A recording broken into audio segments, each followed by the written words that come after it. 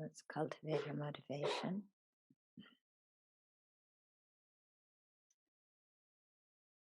And remember that everybody wants happiness and no one wants suffering. So when we see people do harmful actions to us or to others, to remember that they're doing that because they're trying to be happy and they're very confused about how to create the causes of happiness. So instead of creating causes of happiness through their behavior, they're creating the causes of suffering.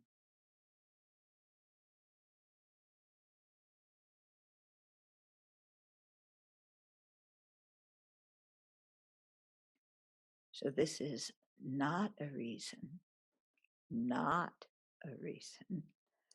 for us to pity others. Pity involves condescension. We see ourselves as superior, others are inferior, and so we pity them. But even though someone may do something extremely harmful to us or to somebody else, we don't pity them for their confusion.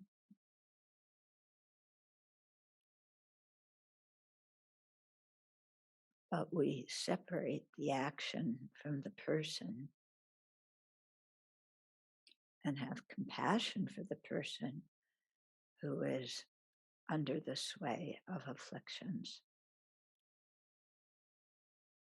And at the same time, say that the action is harmful, the action is inappropriate.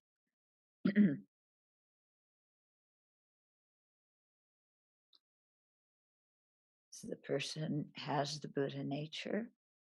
We cannot pity them as if they were inherently evil or corrupt and throw them out of the sphere of our compassion.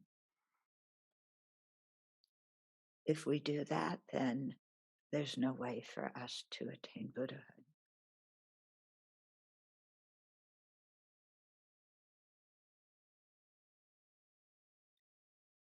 So no matter what sentient beings do, we still respect them because they have the Buddha nature.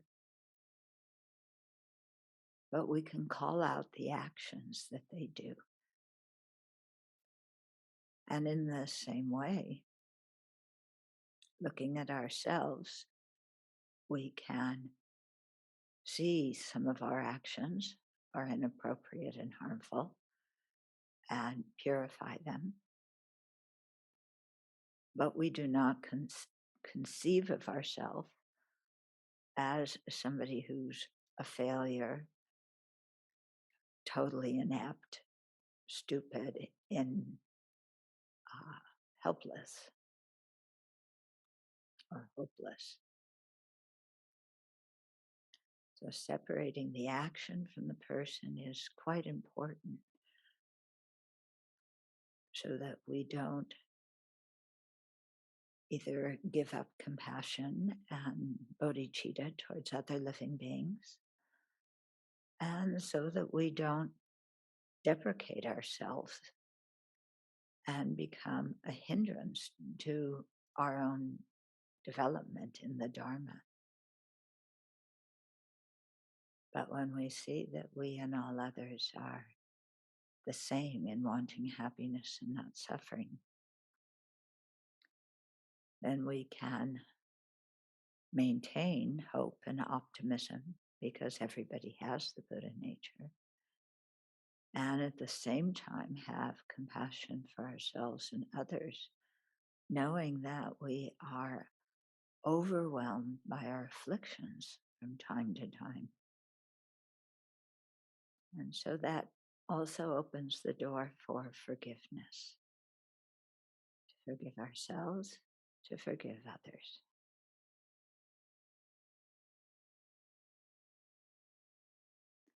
So knowing that it's possible to attain Buddhahood ourselves, and others can also attain Buddhahood, they have that potential, then let's cultivate the bodhicitta, seeking full enlightenment for the benefit of ourselves and others.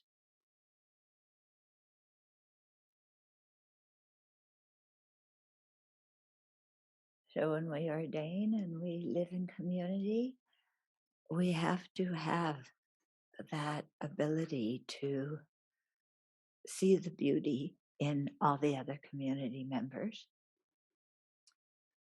and see the beauty in the supporters and in all sentient beings, no matter how they treat us, to be able to see their potential. Yeah. This comes out especially strongly when you live in community, because you live with people very often that you wouldn't associate with in regular life, because you have different interests and different personalities and different ways of communicating.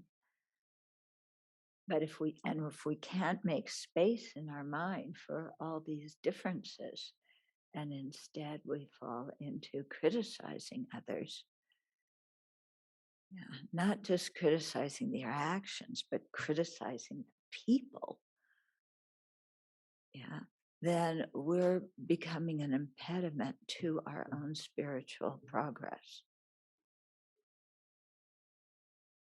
Okay, because this thing of making everything black and white, seeing everything as inherently existent, then this person, they don't do their fair share in the community. They always are taking walks when I have to work. They're just a lazy bum.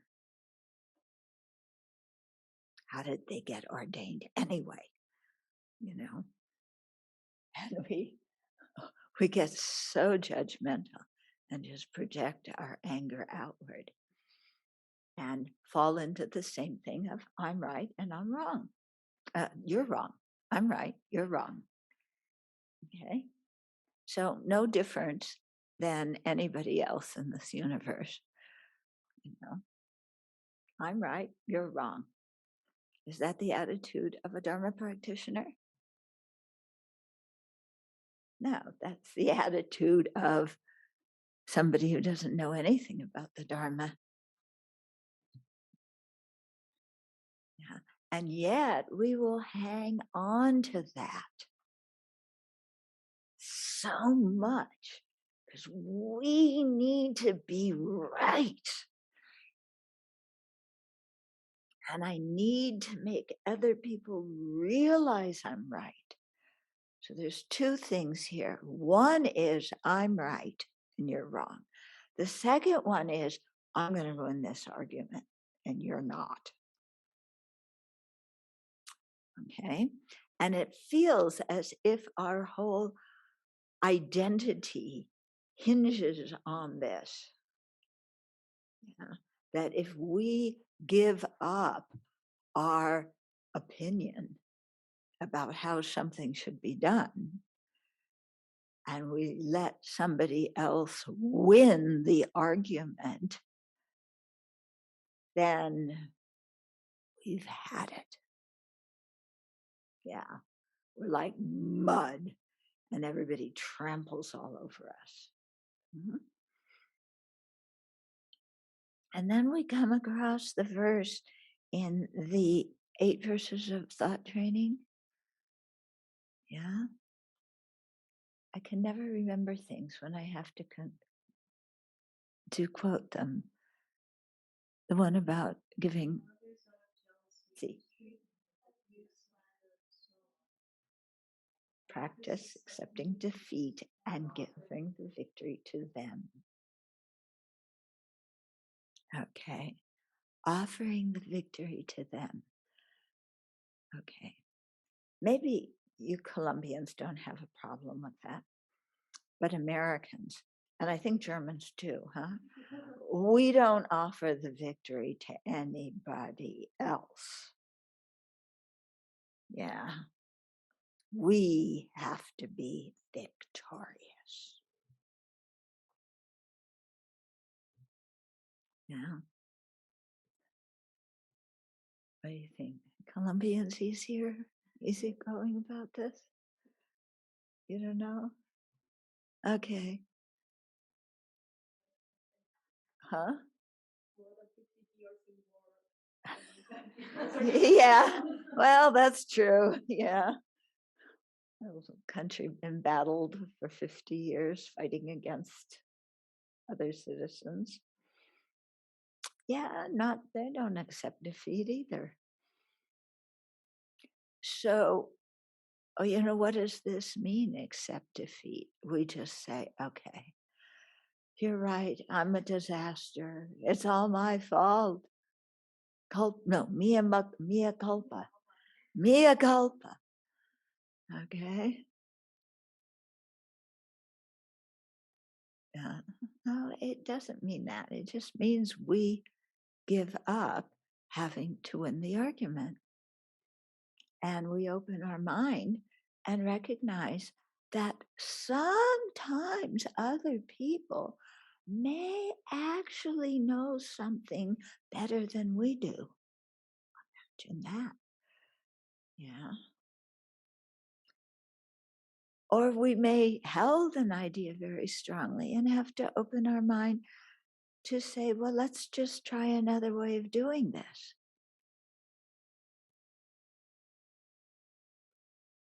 Yeah. Let's see what happens.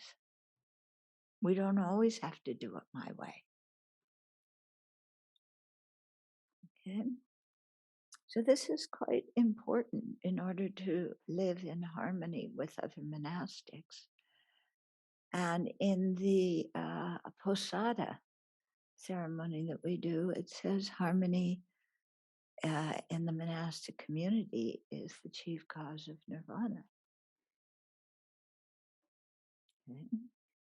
So quite important, that we tame our minds in relationship to the people that we live with. Okay.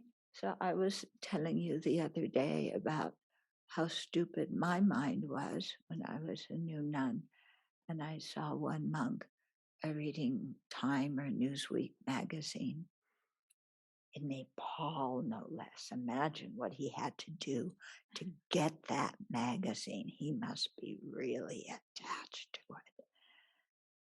Yeah. And how upset I was watching him read that magazine. Just totally disillusioned me about monastics. What's wrong with reading a Time magazine? Yeah.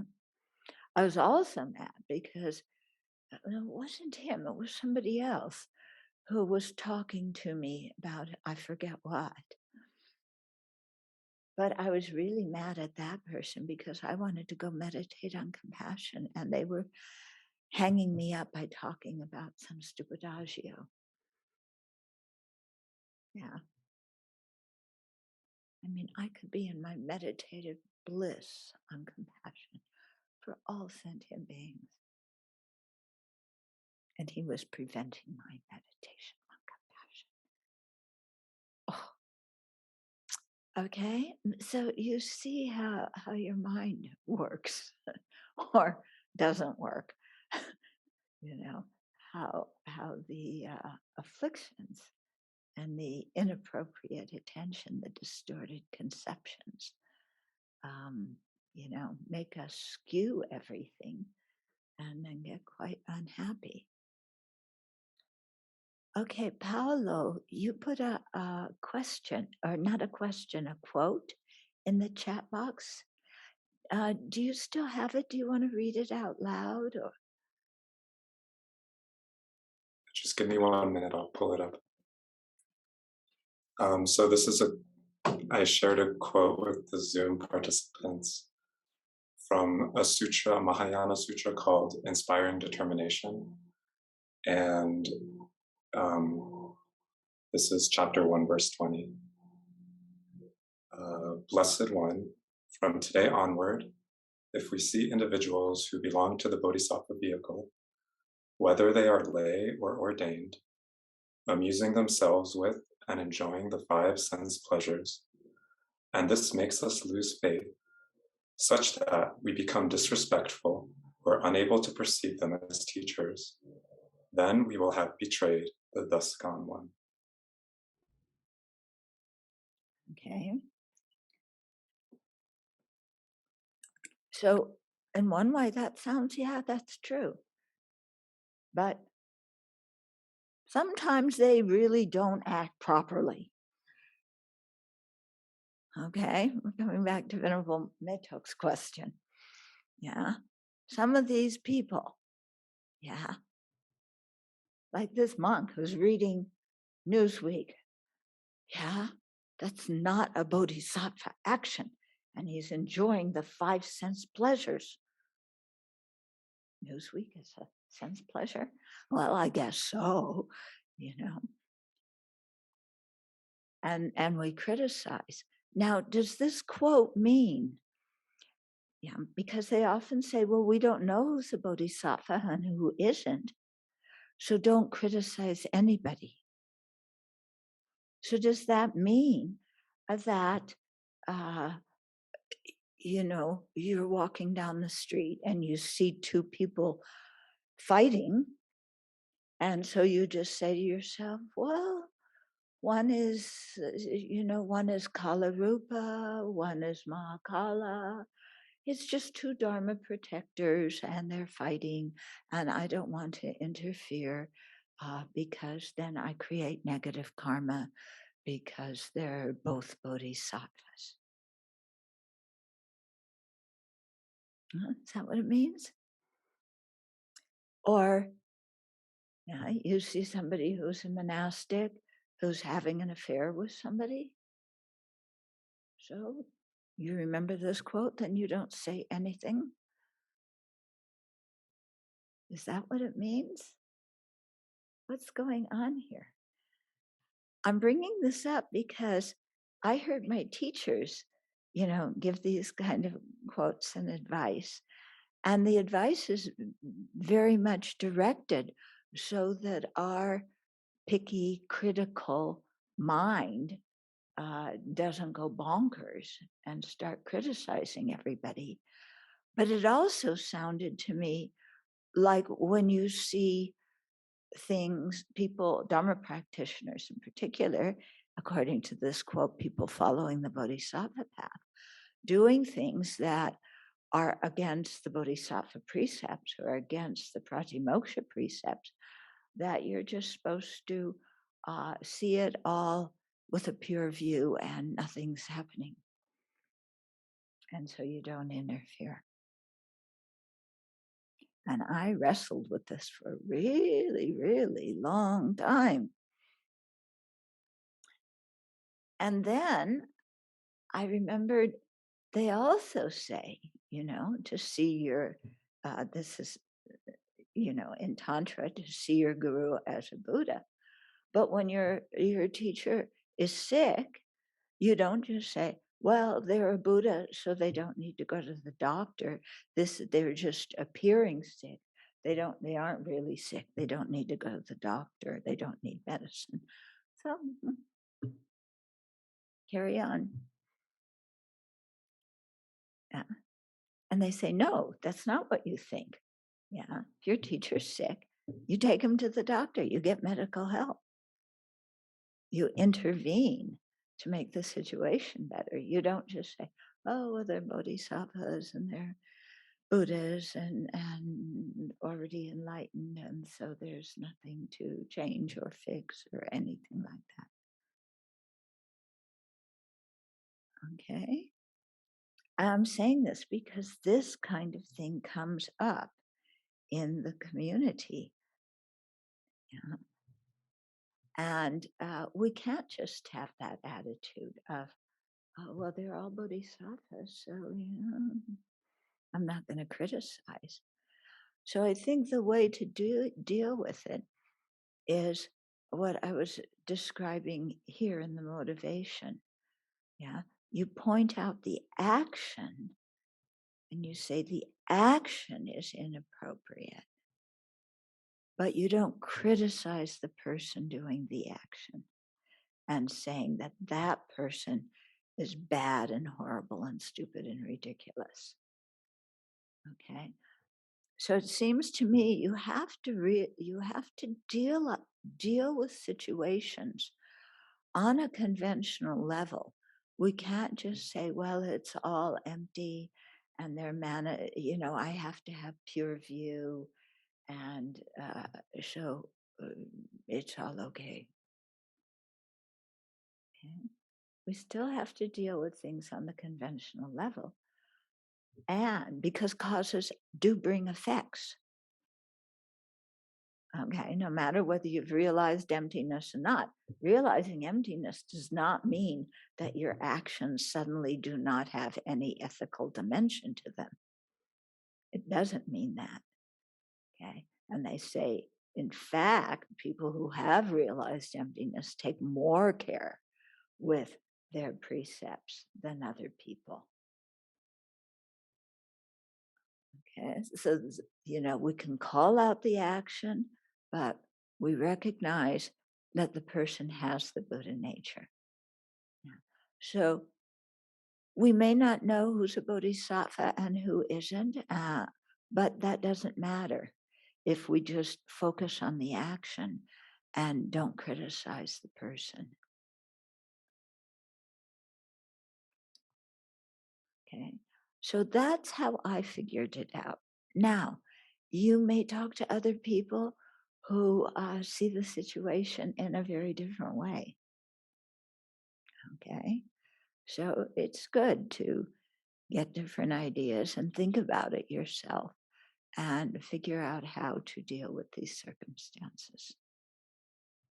But the quote you read, Paolo, is a beautiful quote in the sense of reminding us, don't just jump to your usual opinions and concrete thoughts about the way you think things should be and how other people should act. Yeah, that's what, when we talk about that quote refers to, that's what pure view refers to, is it's a technique to help us not have a festival of distorted conceptions. Okay, seeing impermanent things as permanent, things that are unpleasant, that are dukkha by nature, as pleasant, seeing things that are foul as beautiful, seeing things that lack a self as having a self. And all the other conceptions, distorted conceptions that we add on based on those four, you know, and all these distorted conceptions that are coming from my rules of the universe, how I think everybody should act and be. And if you're a monastic, you should not read Time magazine. So I nowadays read the news on the internet. Okay. So yeah, we have this tendency to really concretize things and think that our opinions and our judgments are some kind of external law. And whoever doesn't follow that is a horrible person and they are breaking the law. We don't realize that it's my law. Okay. And I'm making up the rules of how I think other people should behave and judging them based on that. Okay. So that's what these kinds of things are getting us to do, is to give up those distorted conceptions and that reification of everything according to our own self-centered way of thinking of things. Right? So, if you're a Dharma practitioner, and especially if you're a monastic, you have to get used to being wrong a lot. Okay. And we usually think, oh, but if you're a monastic and you're learning the teachings, then you're going to be right because you know everything.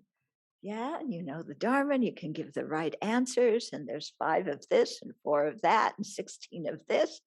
And so you're right all the time because you've studied and you know the answers. Actually, if we're practicing properly, we begin to notice how wrong we are all the time. Okay. And we have to be able to admit when we're wrong. So when somebody puts the spatula where it doesn't belong, yeah. And I think this is a national disaster. And that, it's creating disorder in the kitchen. And we cannot have disorder in the kitchen. Impossible. We are totally organized, right? And so I get really uptight about that. Then I have to step back and say, I'm wrong. And then we have a little discussion with ourselves. One part of ourselves says, I'm wrong. The other part says, no, you aren't. You're right. I'm always right. You're always right. Don't say you're wrong. Well, I don't know. I'm holding on to this pretty tightly. My mind's pretty judgmental right now. You say to yourself, well, just think about it. You think there's some exaggeration going on there? Why does the spatula have to be put there? Because it creates order. And if we are lax about the spatula, then we will be lax also about the pancake flipper and where we put that and where we put the knives and where we put the plastic bowls and where we put the glass bowls because they have to be separate. And then we will be lax about how we wash the dishes. And pretty soon the health department is going to come in and close us down. And it all starts with putting the spatula in the wrong place. That's why I'm right.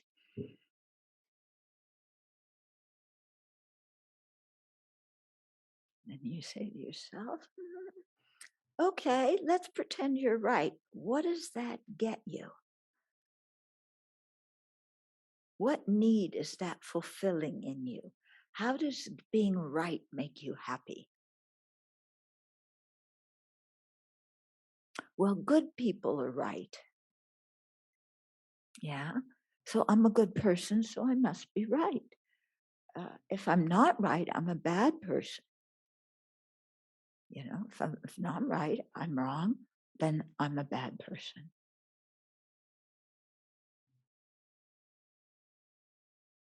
Really? Being wrong makes you a bad person? Yes. My whole life I've been wrong. I've been a bad person. No wonder nobody likes me. I'm a disaster.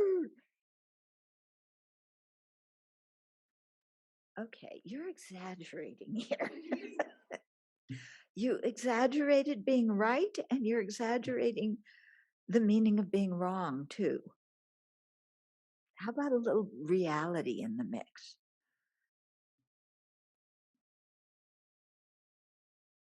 What is reality? Oh, you saw that, what was it? The one, I'm getting it. I shouldn't use that joke. Then if I use that joke, then I'm stupid. Okay. Hair. Remember Hair? The musical Hair? And in the middle of Hair, they ask, What is reality? Don't you remember that? Oh, some of you are so young.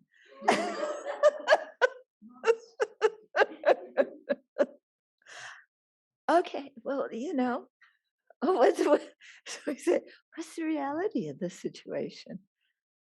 Okay, well, somebody put a spatula there. I prefer the spatula goes somewhere else, but it's really not the end of the world. And let's try dealing with the situation of the spatula being put in this place instead of that place. Let's try and deal with it.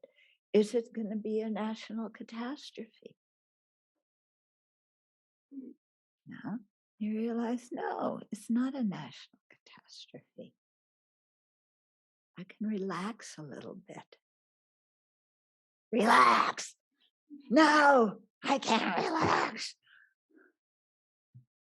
Because if I relax, the whole world is going to fall apart.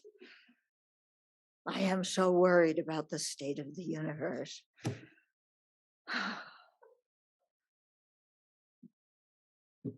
We've got to stop climate change right now.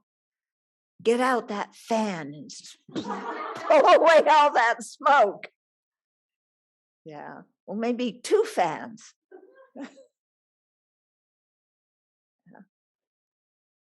So you bang your head against the wall for a while, and then you figure out that, you can relax a little bit. And if somebody puts the spatulas where the knives belong, and somebody put the knives belong where the spatula belongs, the world doesn't end. Yeah? And that you can still have a good view of everybody. You can still have a kind heart towards that person who put the spatula in the wrong place. And you can maybe even work together with that person and figure out, a place to put the spatula so that everybody is happy. Wow. You mean Democrats and Republicans have to cooperate? Yes, that's exactly what I mean. Because what happens if they don't? The same thing that happens in our kitchen. Okay. So these are things to think about, in how we relate to people, and to be aware of that it's okay to be wrong. And we have to get used to being wrong. Why? Because our basic perception of how things exist, including ourselves, is wrong. Okay? So what we're talking about with the spatula is just the surface of how wrong we are. Yeah. And without seeing how our view of things is wrong, then there's no way to change. Okay, because if we hold on, not just to the spatula, okay, but to everything, to the way I see the universe is right. Things exist inherently. They have their own essence and they do not change. Yeah. I do not change. There is me inside and I exist forever. And if we don't begin to question that, yeah, again, there's no way to reach awakening. Yeah, because we really have to do some heavy duty, yeah, getting rid of wrong ideas and wrong grasping. So it's really interesting, isn't it? How on one hand, we want to practice the Dharma and we really want to change. On the other hand, we are so sure that we are right and that there's nothing that needs to be changed. Do you see those two sides in yourself? Yeah. So we have to, kind of question that. Mm. Okay, enough about that. Simone, I'm going to get to your questions. Okay, so she starts out. You spoke about the 8 worldly dharmas, and also the Venerable who spoke in the BBC corner, BBC, mentioned about the need to be validated by the outside world. I see that with myself, the need to be validated, approved of, and liked by others is very strong, and I've been doing it for so long. Well, we have a people pleaser club here at the Abbey.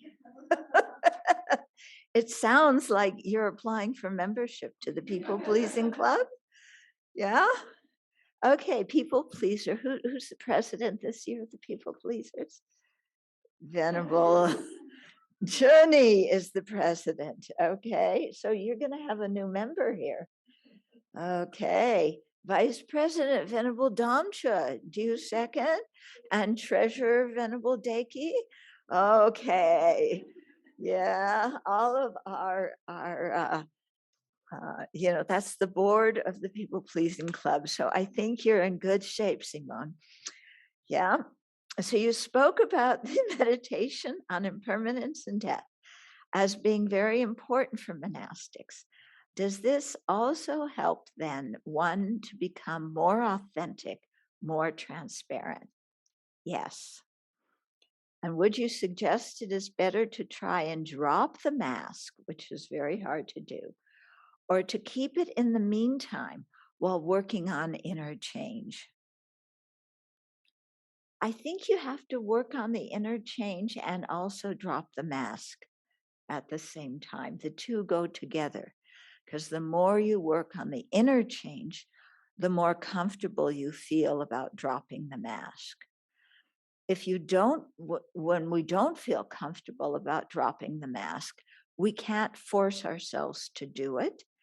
And when we try to make ourselves do it, it can become very tangled up. Okay. But when you really work on inside, yeah, being more truthful, then to yourself and to others, then it gets manifest on the outside as well. Okay, so how do you do this?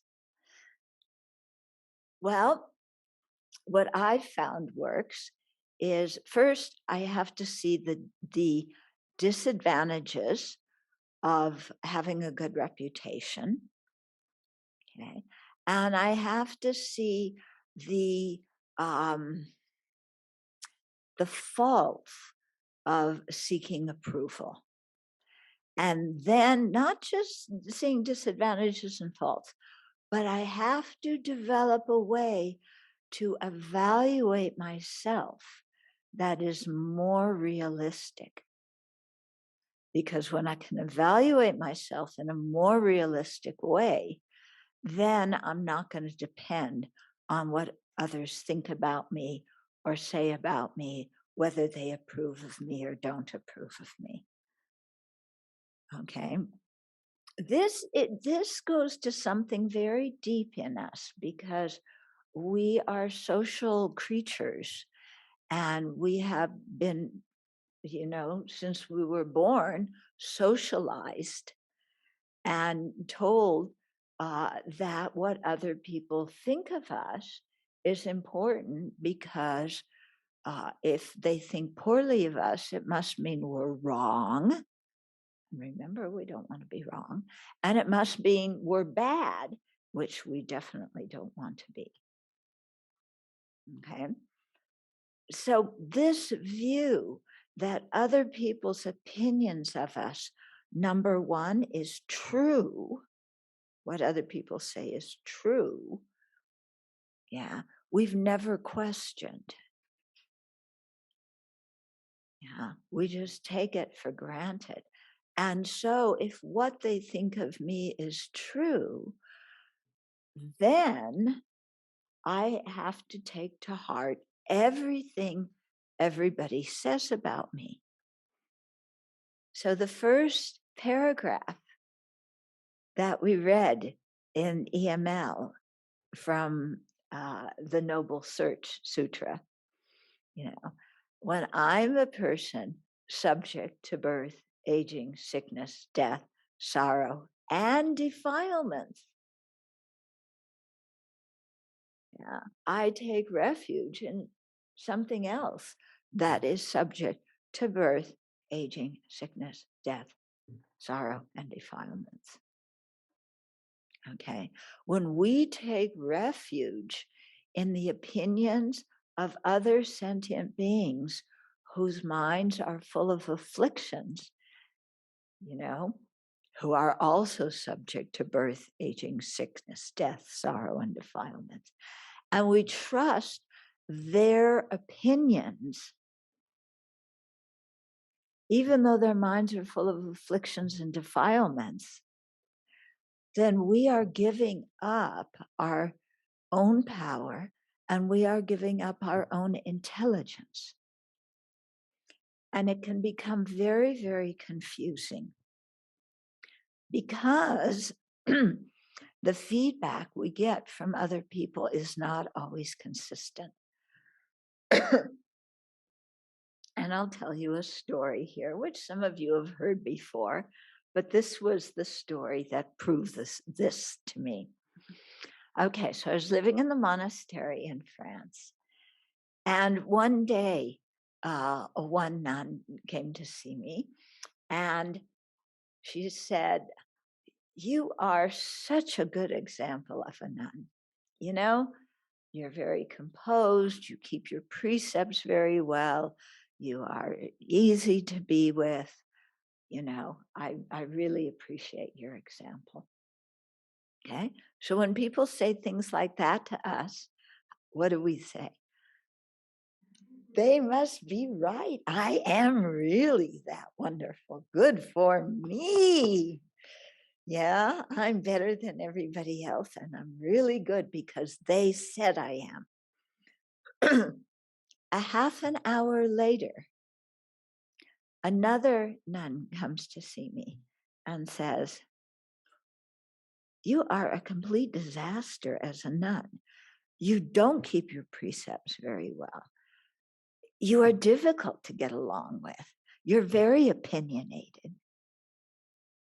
What kind of example are you?" Okay, so the same morning, I get this and I get that. Now, if I believe everything everybody says about me, who am I? Am I the wonderful one or am I the trash? Because other sentient beings, some say I'm wonderful and some say I'm awful. Which am I? I don't know who I am. Please give me some feedback and tell me who I am. And then you get the opinions of other people whose lives are involved in birth, aging, sickness, death, sorrow, and defilements. And we take their opinions as truth. Is that smart?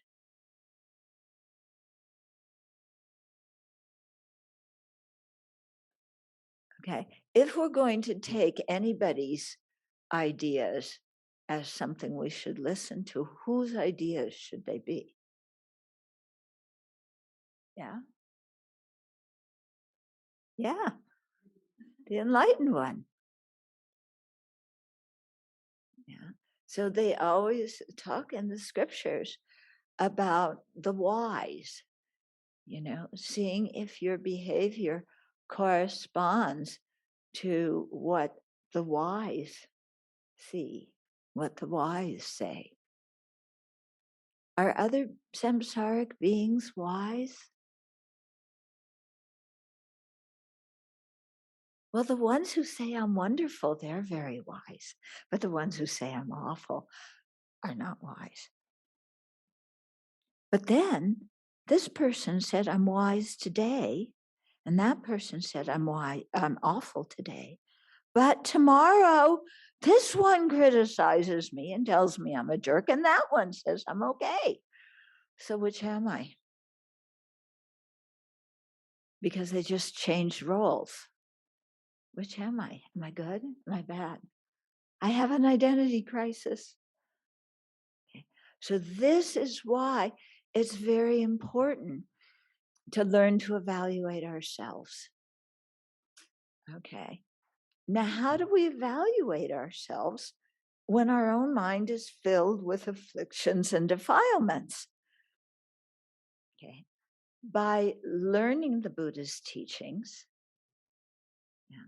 And that starts out with, we learn what are the 10 non-virtues and what are the 10 virtues.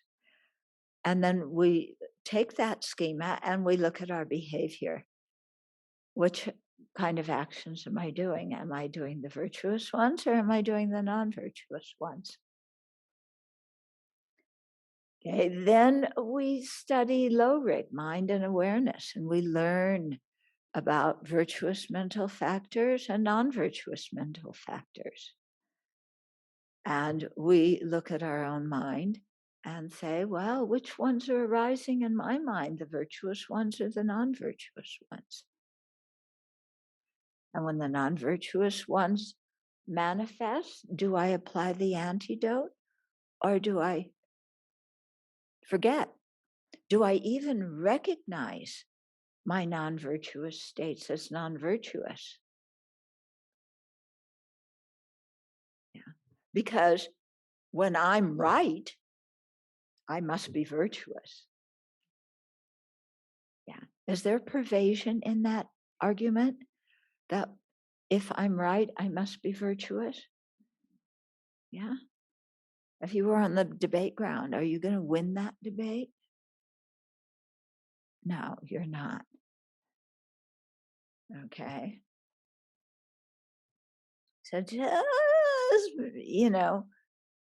we have to question if we're right and then really see what are the mental factors lying behind that. And do they correspond to the virtuous mental factors or don't they?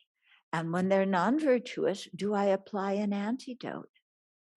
And when I'm about to do something, a physical or verbal action that belongs on the side of the 10 non-virtues, do I stop myself? Do I even realize I'm about to do something non-virtuous? And if I do, and I try and stop myself, are my antidotes developed enough so that I can right my mind and see the situation in a correct way, so that I don't act out a non-virtuous mental state and if harm other living beings and harm myself by creating negative karma. Okay, so this sets us on the path to stepping back and observing our own actions, observing our own thoughts, and then evaluating them according to the Buddha's teachings. And when our thoughts and our actions are contrary to what the Buddha taught, then we have some work to do. And then we have to think, okay, what are the antidotes in the teachings that I need to familiarize myself with so that I can counteract these kinds of thoughts and control or restrain from harmful behavior. Okay. So, yeah, she mentioned the meditation on impermanence in here. That's a very good meditation to do. Yeah. It's not the only one that could be done.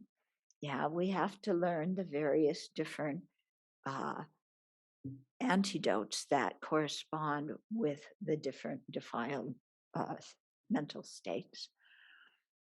But impermanence can be very helpful, because when we're acting out of attachment, then remembering that what we're attached to is impermanent, it becomes easier to put it down. And especially if we're attached to praise and approval and reputation, remembering that those things are impermanent helps us not to take refuge in them. Okay. Another thing that is very helpful for all of our people pleasers, okay, is really asking ourselves, if other people approve of me, does that mean I'm a good person? And really ask ourselves that question. Yeah, if so and so approves of me, this is often how we choose friends. Yeah, the people who approve of me become friends. The people who don't approve of me become enemies. Okay, so we evaluate other people, of course, on how they relate to me. Yeah, not on the basis of if they have good mental states and they're a virtuous person, but on the basis of how they relate to me. Yeah, but to really ask, if somebody who is confused and who themselves gets involved in negative actions criticizes me, is that necessarily true? Do I take that person's word, or do I look to the Buddha's scriptures and what the Buddha said to practice and what the Buddha said to abandon? Yeah. Who is it that is the one I trust to guide me? Other living beings who are confused, or the Buddha? Okay. Yeah. Whose opinions do I trust the most? My spiritual mentors or my old friends? Yeah. And remember, old friends often turn out to be bad friends because they want to make us happy in a worldly way, not in a Dharma way. Okay, so who do I value? You know, whose judgment am I going to listen to? And then not, so we start out like that, am I going to listen to the Buddha, or am I going to listen to, Joe Blow over here? It starts out like that, but then we get to the point, well, what about my own inner wisdom? Because if we practice, then we internalize what the Buddha taught, and we have some wisdom in there. And we also have the ability to identify our different mental states.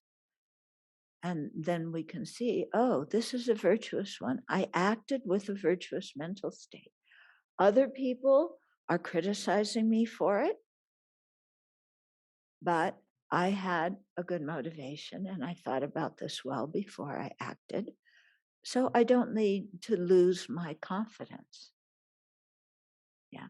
If I had a good motivation, but I wasn't thinking long term about the effects. And so, because of not thinking long term, even though my initial motivation was good, I was blinded. Well, then I have to admit that. Okay. Yes, there was an initial good motivation, but I really didn't think it through in the long perspective. And so I'm going to learn from this situation. So when these kinds of things happen again, I know to slow down and really think through the long-term repercussions of my actions. Okay. And also to not be deceived when other people praise us, because it doesn't mean we're good.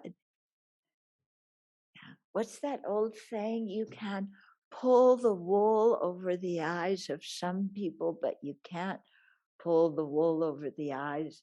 No, you can pull the wool. Yeah, you can fool some of the people some of the time, but you can't fool all of the people all of the time. Okay. So sometimes, we have a totally rotten motivation, but we are very skilled at making ourselves look good when we have a rotten motivation. Okay. When we want to manipulate people, when we want to get what we want, yeah, our motivation could be very filled with attachment and self-centeredness, but we find a way to deal with the situation where it looks like we are being so kind and magnanimous. Do you know how to do that? Who doesn't know how to do that? If you say you don't know how to do that, are you lying? Yeah, we all know how to do that. It started out with our parents. Yeah, we knew how to play our parents to get what we wanted. Don't we? We knew how to do it. Do your kids know how to play you to get what they want?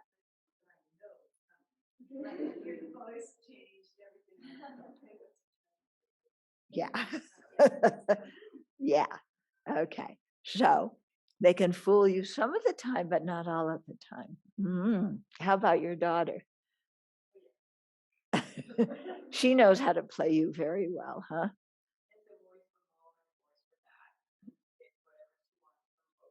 Yeah. Yeah. And that happens to many kids. They know how to play mom against dad and dad against mom and milk both of them. So we know how to do that. Yeah, since when we were really little. I had trouble with my parents though, because they talked to each other. And when I tried to play one against the other, they would say, well, let me talk to mom, let me talk to dad, and then they would come back. And I wouldn't get what I wanted. But I didn't stop trying. Okay, so we know how to act with a bad motivation, but make ourselves look like, the epitome of virtue. And, uh, I don't know about you. How do we know when we're doing that? Well, I know because there's a certain feeling in my mind, Do you have a certain feeling in your mind when you're, what did they say, massaging the situation? Yeah, there's a certain feeling like, yeah. But we rationalize it, oh, this is for the benefit of others. I'm really doing this is good. And I really want this. I really need it. And it has to be this way. And so, even though I'm presenting the situation in a little bit remodeled way, it's still okay. As long as they don't find out. Yeah. But even we succeed in fooling them, how is that beneficial to us? Does it benefit us? Yeah, to get what we want by these two mental factors. What two mental factors am I talking about? Yeah, pretension and deceit. Okay, so pretension, pretending that we have good qualities we don't have. Deceit, pretending we don't have faults that we do have. Okay. So then we have to check, in the same way, does getting what I want by these kind of methods of pretension and deceit, is that really getting me what I want in terms of my Dharma practice? Is that really fulfilling my wish to become a better person? And then you remember the story about the meditator who, he was in his cave, the one with the aircon and the central heating. And he's meditating and he knows his, it's before his meditation session, and he knows his benefactor is coming that day. So when your benefactor is coming, you want to look like a spick and span monastic and have a good impression on your benefactor so that they know how wonderful you are. So he set up his altar. He cleaned his altar, immaculate. He made so many offerings. So his altar was beautiful. It looked like he was just being so generous and making so many beautiful offerings to the Buddha, Dharma, and Sangha. And his meditation cushion was set up perfectly, and everything looked like the cave of a real excellent practitioner, because he wanted to impress his benefactor. And then he sat down to meditate and wait for his benefactor to come. And in the middle of his meditation, he realized,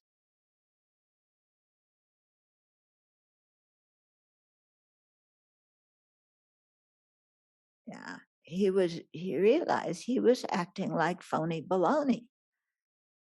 That this whole way he set up his altar and meditation cushion and cleaned his room was a motivation of the 8 worldly dharmas. He wanted his benefactor, number 1, to respect him, and number 2, to give him some money or sampa or whatever he wanted. And he realized what he was doing and that he was on the verge of fooling somebody with all of his hypocrisy. And so he picked up dirt and he threw it on his altar. Okay. And I don't know if it was the Buddha or what his teacher kind of, through psychic powers knew what was going on. And when he threw the dirt on his altar, his teacher, the Bodhisattva, whoever it was, said, now he's practicing the Dharma. He's renouncing the 8 worldly concerns. He's not trying to impress anybody. Okay? So I find that story very, very helpful. Okay, so there's a number of different points here that, that need to be clarified. One is somebody's approval or disapproval does not mean we're good and does not mean we're bad. Okay, if we're talking about average, regular sentient beings' approval and disapproval, doesn't mean we're good, doesn't mean we're bad. So don't take it literally. Second point is we have to develop a way to evaluate our own actions and our own mental states. And the way we do that is by learning the Dharma and seeing what the Buddha says to practice and what the Buddha says to avoid. And then evaluating our own actions, because we're the one who really knows the motivation for our own actions. Nobody else does. And so to evaluate our own actions and our own mental states based on the person we trust the most, the Buddha, or in the absence of the Buddha, our spiritual mentor. And then, another point is how important it is not to be a hypocrite. Yeah, that we may get what we want in terms of the 8 worldly concerns by being a hypocrite. But karma functions, and we create negative karma by deceiving other people, and we will experience the unpleasant result of that. So better to be straightforward, better to be honest and direct, and not try and impress people.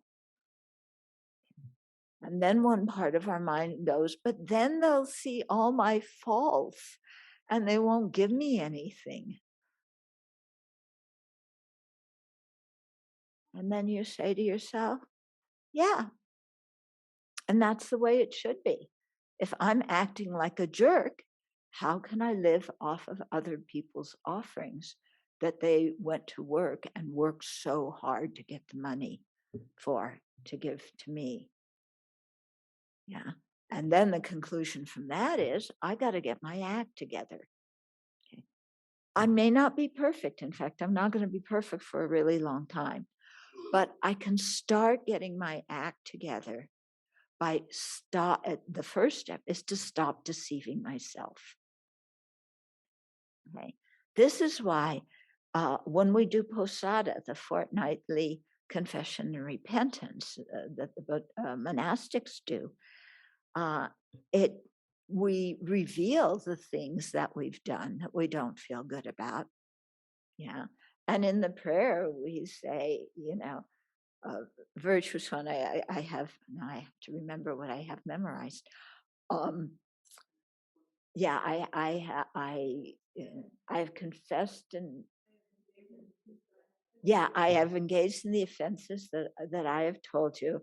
I now confess and repent them in which with the virtuous one. I will not conceal them.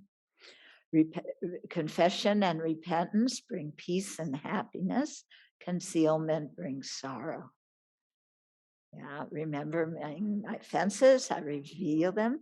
Knowing that I have committed them, I will not conceal them. May the virtuous one affirm that I am pure, that my precept body is complete, and that I can perform the posada with purity. Okay, so this is what we say to somebody who's our senior. And we say it, and there it is. And they admit their offenses too. And we all know that we're all in the same boat of trying to be better practitioners, and that we are all limited, but we're doing our best.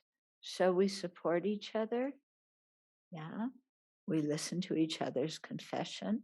We affirm that their precept body is pure and they can perform the posada with purity. Okay, so this is something that really helps us in our practice. Oh, I have 1 more minute. Well, I got through one question today. Yeah. Okay. Okay, let me do Simone's second question quickly here. Okay, so she says, my aunt, who doesn't live close by, hates Buddhism and Buddhists. How do you know that? Okay. I have sort of slipped into the conversation about becoming ordained, but she just dismissed it. I honestly feel she will be very angry and will not like seeing me in robes at all. How does one deal with this kind of family reaction? And in this situation, would it be better to not see this family member again rather than visit without robes on? Okay.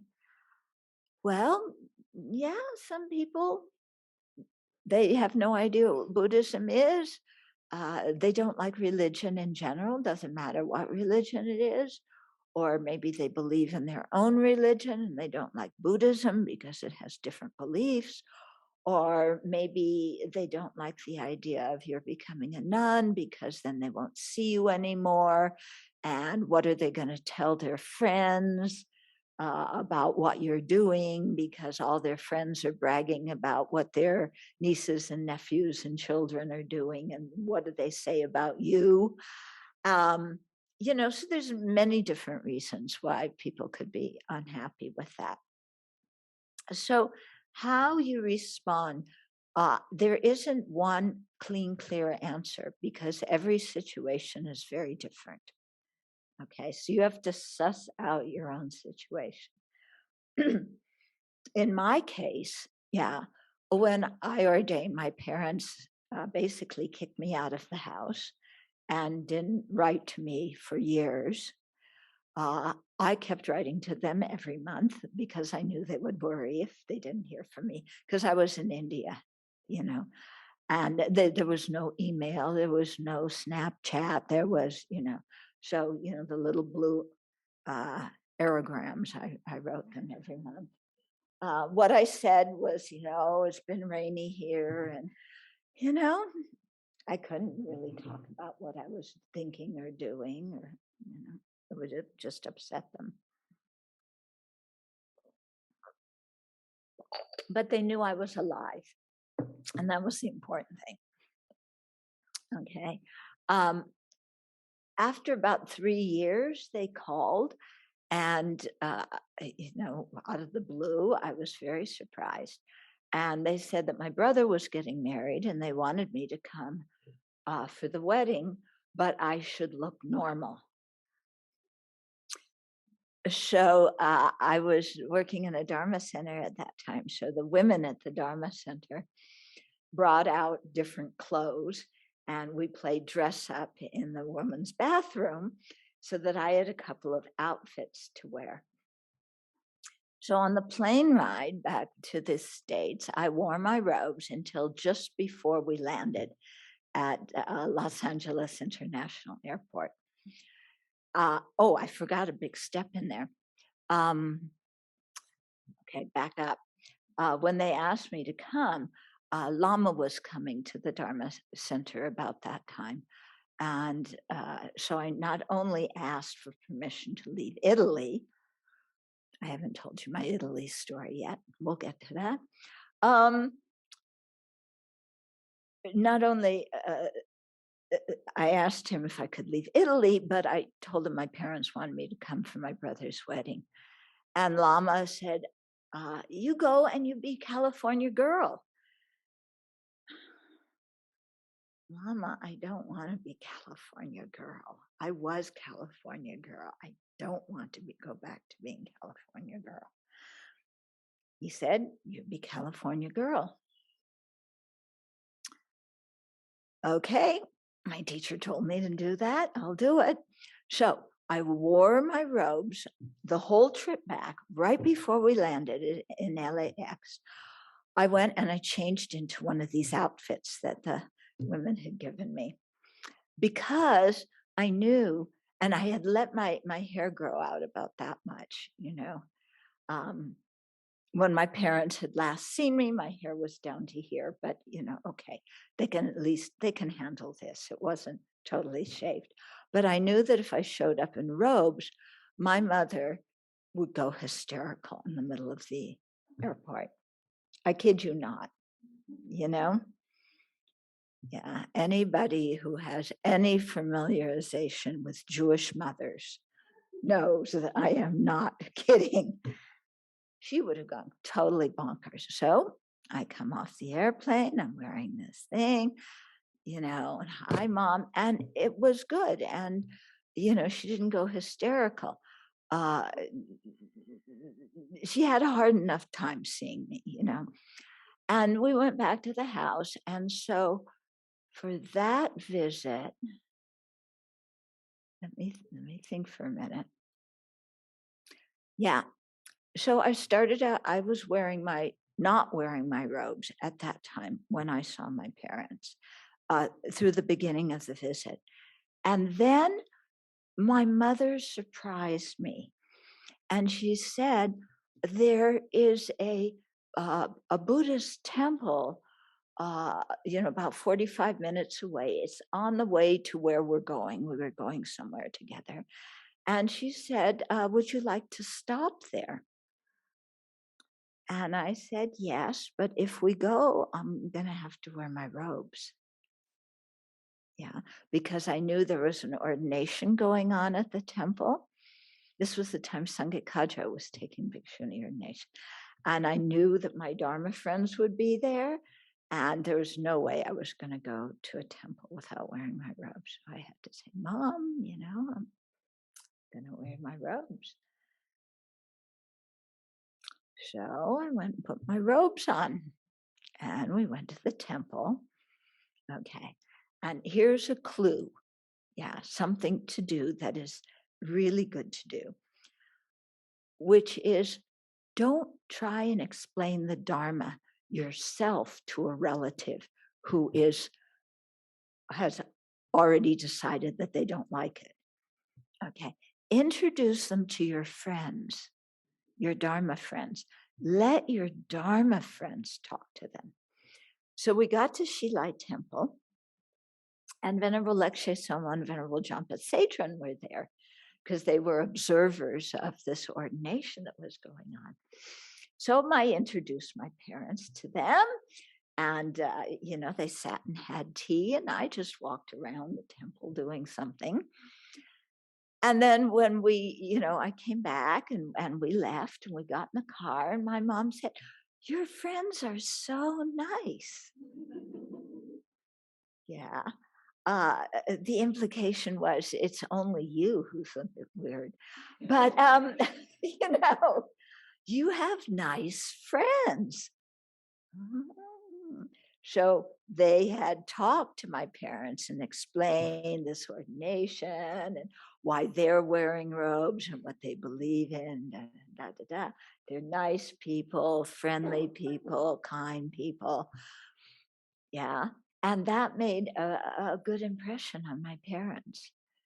And so after that, for the rest of the trip there, I wore my robes.